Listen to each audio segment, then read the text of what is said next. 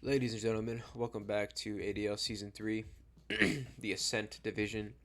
So, um, right now what's happening is I have in fact played my game. I have in fact done that, all that. Um, but the reason they're not uploaded yet is because the last 2 weeks there's needed to be postpones, or what do you call that? Extensions needed, which is cool. The first one, I don't remember why we needed an extension. Oh no, I remember why. So, just straight into it. My opposition is Blitz in this week, which is the one directly after the last horrible loss we suffered. Um, is from New Zealand, I'm pretty sure, and that was like getting global coverage because everyone was dying over there. I don't know if they were dying. I shouldn't say that. They were getting sick with COVID, and so he was like, "Bro, I got COVID. I can't do this." And I was like, "That's fair. I hate playing sick. Whatever. We can get an extension." So we got an extension. That got pushed back all the way to the end of the week, pretty much. And then the next guy I was supposed to play, it was supposed to be back to back. So I was supposed to play this guy off the extension and then the next guy the day after. So I was like, I'll just record the video together. But that one ended up getting pushed back as well. And I'll get to that later. But right now in this week, we have Blitz. We're playing against uh, I'm not going to pronounce that, the Alakazams. And as you can see, they have Trick Room. If you know me or understand my playstyle or how I understand this game, I do not like Trick Room at all. I think it's a bad archetype for draft. And no hate to this guy. Like, if you like Trick Room and it works, by all means, have fun with it. Me personally, I wouldn't let that slide and I wouldn't use that. Mainly because um, I just think it's bad. I just think like having your big hitters be like 2 times slow to everything and like really bad on the speed stat, which is something I value a lot. And obviously his performance with it isn't a reflection of his skill or anything like that. It's like whatever. Some seasons are bad, some seasons are good. Doesn't really matter. I'm not trying to say he's a bad player or this is a bad archetype. It's just my opinion. All right. My opponent was fine. Yeah, I'm sure like just I'm not trying to hate on anybody. All right. I'm just not liking this play style. So the reason I don't like it, first big one is that you're kind of locked into things, right? Like you have to bring your setter every week, and I think this team only has 2 setters. I think this guy can set, but if you're having to use a move slot for that, it's like not as cool. And you can just taunt, right? For some setters, most of the time you can just like click taunt. But the good ones like Hatterene, right? They have magic bounce, and then the other one, who's the other good trick room setter? I can't remember. But there's another good one. They have like a way around that too. But Hatterene is like the trick room setter, right? And so going into this game, I'm trying to figure out a way to neutralize Hatterene, and this is actually why I couldn't record the game live comp, because I knew that if I recorded it live comp, I would have got whooped by Trick Room after I just talked all that trash on it. So I had to record post comp, so that didn't happen to me. Then I could talk all the trash I wanted, and then hopefully not get whooped.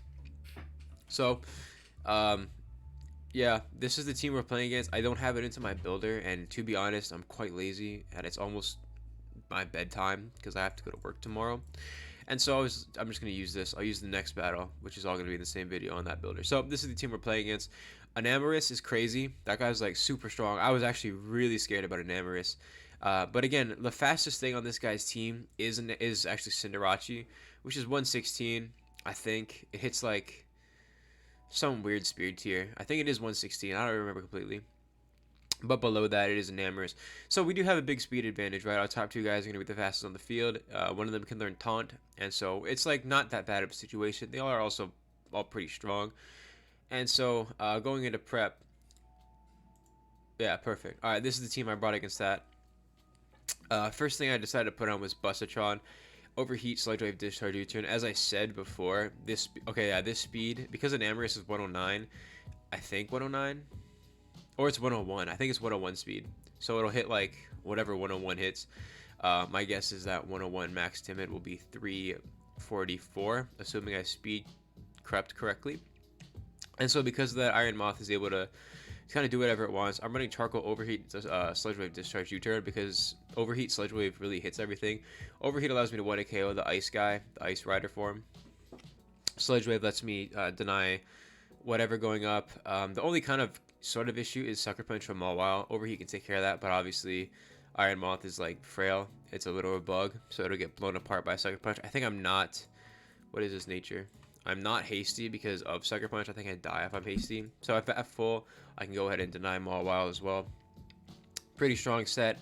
Again, anything like this against Trick Room is going to be really good inherently because it's like super big ball strong. And then this guy down here is like doesn't need to be the fastest in the world either. And a lot of times, usually slower mons will have a trade-off in like defenses or attack. So pretty cool. And this is fast actually. This is not a good example actually because Iron Moth was like created in a lab literally. Game Freak was like in their bag when they made this guy. Next, I found this demonic set. So this Zacian set is mixed attack, defense, and speed. Again, I'm going to assume, based on my speed creeping, that Enamorus hits 344, or 342. I'm sorry, 342, because there's no reason in the entire world I would ever run this much speed unless it was the case. Body Press, Heavy Slam, Breast, Iron Defense is because the only thing that hits me specially on his team is Enamorus, and we can outspeed that. I mean, and this guy, but also it's weak. And this guy, but you'll see it in a second. So, Enamorus is really the big thing we got to outspeed here. So I'm running Body Press, Heavy Slam. Other than that, Iron Defense plus Dauntless Shield will give me +3 right off the rip. And because I am so fast against the Trick Room team, all I need is like 30% damage onto the Hatterene for Heavy Slam to kill. So once that is in place, I can Iron Defense on the rest of it, sleep off the damage, and then I Heavy Slam the Enamorus and be faster. The only tricky situation is if I'm asleep and the Enamorus comes out, in which case is like tough to risk, right? So this is a really good set. Next is Rotom Wash, Choice Band, Trick. This is because out of all of his guys here, none of these are oh my gosh, I can't speak. These guys, his team doesn't really want to. Oh shoot. Okay, so yeah, it doesn't matter. His team, that guy doesn't really want to switch into anything here.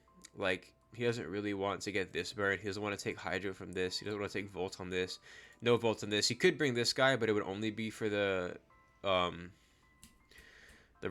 But basically, I figured he would be using this as like some sort of mixed switch-in to bounce away Willows. Like if I'm here on Mawile, the chance of me clicking Willow is pretty high, so he can just go into this guy. So I ran Trick Banded just in case you did want to do that. I can get the band, and then they can Trick Room, but only Trick Room. And then they just force the Trick Room and get out. And if they click Trick Room twice, it takes away the Trick Room. Other than that, I'm Pump Full Switch Will-O-Wisp, which is like, I like Rotom Wash, but I've found either I'm too bad. I'm either too bad to use this Mon, or like it's the only good set that I've found this season, because I like using this a lot. Anyway, yeah, physically defensive. It also helps me take on the this guy and Cinderace. So pretty good set, not gonna lie, does his job. I'm running Metal Coat Magearna with just attack. Again, this is a good example of something that's good against Trick Room because it doesn't need to be too fast. It can run, max modest Magearna with Metal Coat, Flare Cannon, Flash Cannon, Ice Beam, Full Switch, does a lot of damage, hits things, and it can switch out. He can't switch his ground type into this because his ground type, oh my gosh, I'm an idiot. His ground type is this guy, and it gets completely destroyed by Ice Beam, and I can live one Earthquake at least. Panoramic here is doing a similar job as Lieutenant. This has to get rid of Galarian Zapdos, or no, not Galarian Zapdos, Galarian Moltres before it can work. But Sword Power, Iron Defense, Calm Mind, Moonlight is pretty solid. This is Scarfed. I believe this is for well, I believe it just outspeeds the. Oh my gosh, dude, I'm literally so bad at this. Outspeeds this guy, and it just does damage in general. I'm not sure why I have a Scarfer. I can't lie to you. I'm trying to figure it out. Maybe I was worried he would have his own. Yeah, okay. I was worried he'd have his own Scarfer. Why? Because he's slower than all of me. So that's why I brought that. Anyway, moving on to the game, which is what people care about. I'm gonna go ahead and click play. I don't really need to be fast. What is that, bro? Okay, by the way, I don't think Serena's attractive, by the way. Not Serena the Pokemon character, but Serena the Pokemon. Just legally, I have to let people know that. They asked me, what the most attractive Pokemon is, and I said it's 100% gotta be. Anyway, moving forward, we're gonna go ahead and click play. Actually, now that I think about it, I'm just kidding. So he leads Cinderace, I lead Overload, take 5,000,000% like I don't need to, and the Hatterene comes in. I'm an idiot because I knew that was going to happen, but I was too scared to click Choice Band. So I hate myself. Uh, and also, because it took so long, I built this team and my next week's team. Actually, not my next week. I built this team like forever ago. So when I saw these sets, I was like, was I on drugs, bro? Like, Road and Wash with a Choice Band? Hello? But I wasn't on drugs. I was actually, as I was playing the game, I was like, oh, it'd be really useful if I had this. And then I had it, and I was like, whoa, Past Me is pretty good at this. And so I send in Moogie. I'm an idiot, so I click Flash Cannon because I can't stop attacking what's in front of me. Bring in Overload, let that get burned because absolutely I have to. And because he went to Hatterene the first time, I figured he's just going to do it again. So I go ahead and get my Choice Band trick off on the Hatterene and force it to only be able to really do one thing, which is all I was going to do anyway. But now I can't Trick Room, Calm Mind, and then be super annoying with Draining Kiss, which is useful. So I will switch out into Hatterene, or not Hatterene, to Moogie, and he Baton Passes. So I was like, ooh, that's smart. I have to bring in Overload, and by this point, it's done its job by tricking the guy, and if it dies, it's not the end of the world, so it's fine if it dies here. Goes ahead and sack it off to the Cinderace, and Cinderace is taking a little bit of damage, which is pretty nice. Gliscor comes in here. And I bring up my Zamazenta right away. I see no reason not to, especially because Hatterene is now below 60% or below 70%, which is I believe that's like directly in range of what's the move? Heavy Slam. I think there's a roll to kill, but because he's like trapped, he can't call my Draining Kiss, and Draining Kiss will not do too much to me. And if he's Sword Powered, like Sword Power, we're doing 0% because he's not stacked. So I Iron Defense right away. He can poison me. He can do whatever he wants. I'm not worried about it. And Amorous comes in off the Iron Defense, which is cool. I go ahead and Heavy Slam, and I have the attack in there to ensure the OHKO on that guy. So an Amorous is going to go down right away. Calyrex comes in here. And I go ahead and just body press that 100% off the rip. It Trick Rooms itself, which is interesting. And then goes ahead and Zen headbutts me, and I flinch here, which sucks because I would have picked up that kill right away. But now I got to be a little tricky. So he goes ahead and Zen headbutts me. I can't really risk. Oh no, I Iron Defense. That's kind of silly. Actually, no, it's fine. I Iron Defense, and then I risk not being flinched here and crying myself to sleep. I rest, go back up to full. And then now I'm pretty much invulnerable for a little bit. There's only one turn of Trick Room left, and I have to time the sleep so I wake up kind of around the same time, or else he's just going to do this and spam Trick Room until the eternity. So headbutt comes out again. I wake up, and I believe I just kill it back. Yeah, I get rid of Calyrex just because it's a big threat. And even if I lose Lieutenant at this point, Iron Moth plus Necrozma is able to like pretty much do a good job. He brings in his Cinderace under the Trick Room. I can only assume he forgot that the Trick Room was up. Or he thought I was going to be faster than him. But I'm not faster than him. So I'm assuming he was going to come in and Will-O-Wisp me. Which I don't know if that's what he was going to do. I think what he was... I don't know what he was trying to do. I think at this point, you know, sometimes in games, it's like, once you kind of lose the game, it's like, bruh, you just got to start kind of doing things that, like, aren't optimal because it's like, whatever. So maybe that was a position. I get crit here, and I start crying myself to sleep almost, but then I remember that I can't get crit 2 times in a row because it's not possible.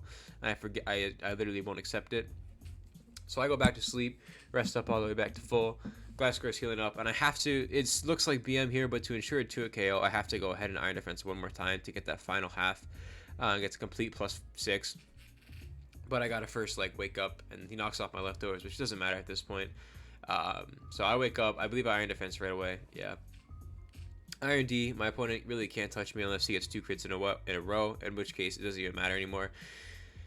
Body Press comes out as 50. He heals a little bit, which is going to take a little bit of annoying problems, but I think my opponent just kind of gave up here because he doesn't have Roost.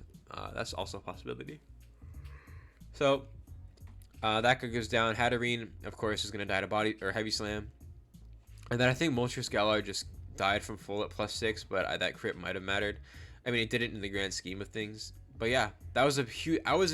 I surprised myself with that set because I remember, like I said, I forgot about it. And so seeing it, I was like, dang.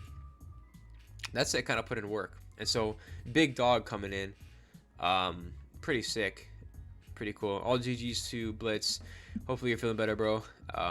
Being sick, totally awful. I don't know how bad it was for you or how bad it was for you guys, but when I had COVID, I was like... But I'm also a wimp, so maybe I'm not a good judge. But I was like running like 104. I was like spazzing on the bed, like actually not actually dying, but I wasn't feeling good. But hopefully you're feeling all better, Blitz. Good luck to you, sir. In the next season, I believe he's done with his league, which is or he's done with his thing, which is not where I am. I'm not done yet. Next game, which I just played. This is actually kind of scary, so I gotta set the scene for you guys. Everybody, like, get your popcorn. This is gonna be a nice little fun session we have here. So, like I said, this game also got pushed back. It was supposed to be played in tandem, back-to-back days with the last game I played, so I didn't record that video. I just decided to wait for this one. And the really big problem with this game is because me and my opponent here are both 3-4. What that means is if whoever wins here or whoever loses here does not have a chance to make playoffs. There's a possibility if he wins both games, he can make it, and there's a possibility if I win this game, or if I win one of the games and then lose one of the other games by like really close, or if I win both games, I can make playoffs. But if he doesn't have it, he can't make playoffs, I'm pretty sure, because his differential was -8, mine was like -1. So it was really scary.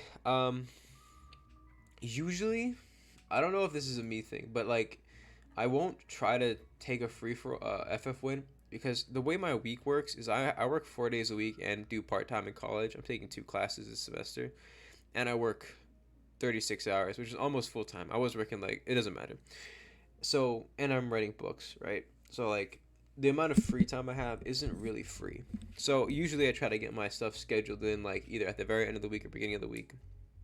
But it didn't work out that way, which is cool. As long as my opponent is communicating, I don't really mind waiting. The only thing I was worried about is because usually late in the week I just can't play, like I'm just not home. And I could play on my phone, but to be honest, my phone is bad. It's like so cracked up and really bad. I gotta get a new one, and I gotta learn how to play on the phone anyway. But that's beside the point. So my opponent DM me, was like, yo, XYZ. He didn't give me like reasons, but he was just communicating well. So I was like, all right, cool. Polo was like, I've been offered, I think, 3 times this season for an FF win, just because my opponents were like scheduling. But as long as like they're communicating, and it's not like my opponent here was filmed. He wasn't like trying to be a jerk on purpose, right? Like, just stuff just happens sometimes. Just how it is. Also, this is a good reference. If any of you are my opponent in the future, and even if you're just not feeling good, like let's say like, dude, my mental today, awful. You can just DM me that. I'll be like, all right, cool. We can figure it out. You know what I mean? It's flexible like that. If you're actually having like a really bad day, don't worry about it, because losing will make you feel 5 million times worse, and winning will not make you feel better at all. So, anyway, going into this matchup, we're finally getting around to it. Polo and the admins are super patient with me and Film. So we get down to business, and so it was a big game. I also didn't want to accept the FF win, because if I moved on to potentially playoffs off of off of an FF, I would have felt bad and quite sinister. But I was quite worried because my opponent has Mega Lucario and Dragapants, and I know Dragapants is scary, but I don't know how bad Mega Lucario is. So I was doing a little bit of statistics research, and it looks pretty bad. It looks pretty strong if you ask me. Adaptability is quite a powerful ability, especially with fighting and steel. So it's like, okay, that's kind of terrifying. Not to mention, because Dragapants is quite fast, I'm very slow this game. And so we had to pull out a little bit of sinister matchup stuff. As you can see, actually, Mega Sableye, unless I'm an idiot and I missed a really obvious move, can actually take care of Mega Lucario pretty decently. If you invest in one or the other, you have to kind of pick and like risk if it'll be Nasty Plot or Swords Dance. But it can be okay. I'm gonna assume usually people lean toward SD because you have Bullet Punch in the back, which can be useful. It's not super useful this game because Bullet Punch is like whatever. You're not gonna really try to set up until this guy and this guy's dead, and this resists Bullet Punch anyway. I don't know what the calcs are for that. Maybe it doesn't even matter that it resists, but it's whatever. And so I was like, okay, cool. And also this could be Scarf, so maybe like Bullet Punch isn't the brain this game, but whatever. I don't know what it does, right? I'm gonna assume Nasty Plot is also very popular from what I was looking at in the numbers. But anyway, Dragapult, this guy, all strong. I was predicting this, and then like Porygon or something. I didn't think that this guy would come. But then again, actually, Corviknight coming to stop Dragonite is pretty important. Dragonite +2 is kind of sinister. Or +1 after Tinglu goes down. So, I'm going to go into the sim building. Oh my goodness. It's right here. So I literally have never ever in my entire life been able to make a Magir in a set that actually works upon setup. The only time I got it to work, my opponent tricked me a choice ban, and it was quite evil, and I did not like that at all. But this time I decided to bring Shift Gear, Calm Mind, Floor Cannon, Thunderbolt, because that's really all the coverage I need. Floor Cannon will hit everything, Thunderbolt will hit Corviknight, Knight, and we start cooking. I'm modest here with some defense. This defense is, I believe, to live 4 Tinglu Earthquakes after burn, which is pretty useful because not so hard. Floor Cannon is kind of awful in the sense that it lowers your special attack by 2, which is a very silly complaint to have when the attack is 130 base power with 90% accuracy, but it's whatever. I like to complain regardless. So this is a good setup set, especially after the Entei. It can't touch Entei regardless. There's no move here that does anything more than like 2% to Entei. So Entei needs to go down to at least 40% to get a +1 Floor Cannon off to kill it. Next is Sableye. Sableye, Foul Play, Shadow Sneak, Will-O-Wisp, Recover. Shadow does like 34% to Dragapult, which is like not that good, but pretty solid, especially if it's going to be switching into potential Hydro Pumps and Volt Switches. So having that ability to Shadow Sneak up, or even like pick off a kill that's really low is pretty big. Especially when you're talking about things like, what is it? Azov, if that's like taking any damage. So it's semi-useful. It's not the best move in the world. It can't affect Queenly Majesty because Serena is the greatest Pokemon of all time, but Foul Play would do a pretty good job at that. Will-O-Wisp Recover is also pretty solid. Again, I think I'm like mixed defensive to try to handle some type of variant of offensive Lucario. I was actually thinking it might be possible that it's like some sort of modest Shadow Ball type of deal to deal with Necrozma, because it also can't touch Necrozma without Shadow Ball. And so I just decided to run this because I figured it's like whatever. This guy will also beat Serena. It'll beat quite a bit on his team. It'll defeat his defense pretty solidly as well. This guy, I think this guy, right? This guy, this guy, this guy, and this guy, and this guy, and this guy all get kind of cooked up. And this guy actually gets kind of cooked up by Mega Sableye from full.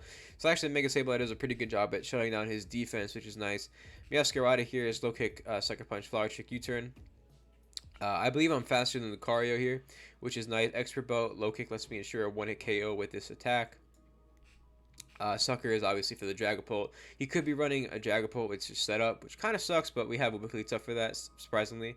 And then here we have Choice Band Zamazenta. Choice Band Zamazenta will 2-hit KO pretty much everything in the field. Nothing can switch into it, which is nice. Because of course Dauntless Shield on the first switch in, I can CC pretty much without worry if I'm against a physical opponent, which is nice to have. CC Crunch, Stone Edge, Giga Impact. In Giga Impact, I forgot what that was for, but I think I remember thinking it was smart. I reckon Giga Impact is for the Entei. Oh no. Actually, I don't know what Giga Impact was for. I think I ran out of knowing what to put there. So I put Giga Impact for the memes just in case I wanted to run it. Next is Wigglytuff, which is God's greatest creation to stop Dragapult. Dragapult is quite an evil Pokemon. As you know, it has Dragon's Ghost Stab, which is completely not affected by Wigglytuff the Goat. Wigglytuff is able to also have Frisk, which lets me figure out abilities, and not abilities, but items. And once you know the item, you're kind of able to figure out the set. Dazzling, Wish, Protect, Teleport is pretty much Fable at home, except it's also immune to Ghost type attacks, which is nice. I'm max physical defensive because if he's running like Specs Flamethrower, I don't even think that can do 50% to Big Wig, which I forgot to name. I forgot to name all my guys. Did I delete that? No, I didn't. Last is Run and Wash, with the only set I know how to run, because it's a good set. Again, if you look at Hydro Pump, Volt Switch, Defog, Will-O-Wisp, is good against these guys, right? Defog, Will-O-Wisp lets me take this guy on 1-on-1, and after I get the Mega up from Sableye, like, he's not going to be able to put up rocks and everything for, like, forever, right? Oh my gosh. But yeah, let's go ahead and jump into the battle. This recording is, oh my goodness, 24 minutes long. 24. I gotta sneeze really bad. Just kidding. That was a yawn. I tricked myself. Anyway, so this is the lead matchup here, or the lead 6 he brought. I forgot to talk about what I thought he was gonna bring, I think, but this is pretty close to what I was assuming. I think we see the Corviknight over something else, but these 6 look pretty solid to me. Look pretty great. So yeah, he wasn't expecting the big wig, but I definitely was. I send a run and wash in the Dragapult here, and I bring in wig right away and find out he's leftovers, which means substitute is very reasonable, which is what he reveals right away. Personally, if he actually revealed this later, I probably would have peed myself, but it's too late. He burns me, which sucks, but at the end of the day, it's not that bad. I get rid of the substitute, and then I know he's gonna switch out here, so I teleport here. I bring out the Rotom Wash right away, and I click Hydro Pump because after Pump, Magearna will be able to kill it. But of course, I missed the Pump because my Rotom is actually blind. I believe I Pump again at the Dragapult, which sucks, but it is bringing him closer into Shadow Sneak range, which could matter potentially. But he can Hex me right there off the bat, which is just not fun. So I go ahead and switch to Wigglytuff, which is again immune. I then Wish back up, I believe. Yeah, I Wish up on the Entei, which means I can go back into Rotom, taking somewhat minimal damage, even though the poison is going to be super annoying. Here, I'm not good at the game, obviously, so I get the 50-50 wrong. It's obviously a 50-50 on whether or not he's going to go into Tinglu or he's going to, not go into Tinglu. I'm an idiot, so I go ahead and Volt Switch on the ground type coming in here instead of going hard. Sableye like I should have. And then I stopped thinking, so I Will-O-Wisp this guy to let my Magearna live more times off the Earthquake, and I let him put up rocks for free. And then I think that's pretty bad, so I defog. But then I'm more of an idiot because he has spikes, and I'm like, shoot, now I'm going to give him a spikes and a rocks for absolutely free and take poison damage when I should have just gone Sableye right away. So I bring in Sableye, let him take 500%, put up the rocks for free, and now I have rocks and the spike up against, I have a magic bounce user. It shouldn't happen. So I foul play this Zoom roll. This is quite bad regardless. I bring up my Rotom Wash expecting a belly drum, but I get play roughed in the mouth instead because it's banded, and now I don't have a way to defog this guy. I also can't go ahead and go into Magearna right away while it's locked in a play rough because I missed my Entei hit, and I no longer am able to beat that guy. And so I bring in Meowscarada out of here, and I believe I just U-turn out because Corviknight's too easy of a play. And now I believe I bring in the Magearna. Right? No, I bring in Sableye. I wonder why I did that. I bring in Sableye. Oh, I didn't bring in Magearna, obviously, because Magearna's bad. It brings in the Zoom Roll, and I burn that guy, which is brilliant by me. I don't think I revealed Will-O-Wisp at that point yet, so he thinks he can go into Zoom Roll all day, but I burn him, and then I go ahead and dodge the play rough, which is justice for the pump miss, which, obviously sucks. I switched in my Zamazenta here because, obviously, he isn't staying in. He's going back into Entei. And I go ahead and click CC and take away 80% of this Entei's health, which is huge for my Magearna. He burns me, which sucks, but I'm like, whatever. I stay in and click my CC again when I really should have probably just gone into Meowscarada or Magearna and saved this guy, but I didn't. I didn't want to take the chip or extra damage, so I go ahead and just keep CCing. I also thought that would do more than it did, but I'm just an idiot. So this guy goes down to 10%. I bring in my Magearna here. I believe I set up as he goes into... No, he just hits me. Brings his burn down to 1%, I guess, which is really risky. Corviknight comes in here, which is great for me because I go ahead and I Thunderbolt. And so I Thunderbolt twice, and I'm going to be able to go up to +1 special attack. I lied to you. I Thunderbolt into the Tinglu like the GOAT. And then I go ahead and I Fluor Cannon. And because Tinglu is evil Pokemon and Magearna is not that good throughout the turns because Fluor Cannon lowers the special attack, I go ahead and go down to like 20% over here by the Tinglu, which is sucky. But Magearna getting rid of Tinglu is like alright, and Corviknight is super low, which is nice, and Entei's low, and Azumarilla's at 4%. So Azumarilla's gonna come back in here. And I go ahead and trade. So technically, I guess Magearna takes out 2. While the kill credit will go to Sableye for that, which is interesting. I bring in Meowscarada here, and stuff starts sinister happening. So Meowscarada goes ahead, and I go ahead and I low kick, right? Because nothing really wants to switch into low kick except Dragon Ball, but he's not going to risk that. I low kick again. I don't get cute and go Sucker Punch. I'm at 2%. Dragon Ball comes in here, and I Sucker Punch right away. I think he thought he was faster, and I didn't have Sucker Punch. Lucario comes in. It does not reveal Bullet Punch, so low kick will take it out. And then because Entei is so low, Meowscarada actually picks up the last 4 kills, which is quite surprising. Which I think actually will mean probably that Meowscarada will be my kill leader, which sucks for me. Not because it's bad at all, and I'm very happy I won regardless, but because I trashed on it so much at the beginning of the season. So it's just going to be a bad look for me. But yeah, we're gonna pick up those 2 wins back to back, which is nice. Hopefully, we're able to clutch out week 9 and secure a spot in playoffs. I think our spot is still up for grabs, even though we are 8th seed, I believe, right now. I wonder if Polo did the T or did the. I'm gonna assume he didn't do this. Oh no, we are. Yeah, we're 8th, so we're locked playoffs, quote unquote. Now, if the season were to end today, because top 8 go to playoffs. So hopefully we're able to pick up the last win and secure. I think we can still. Actually, I don't know if we can. Hopefully, we just win and it's not a problem. But we play Glenn here, who has done pretty well, I believe. Let me check his team. I mean, obviously, he's no more. He's 5-3.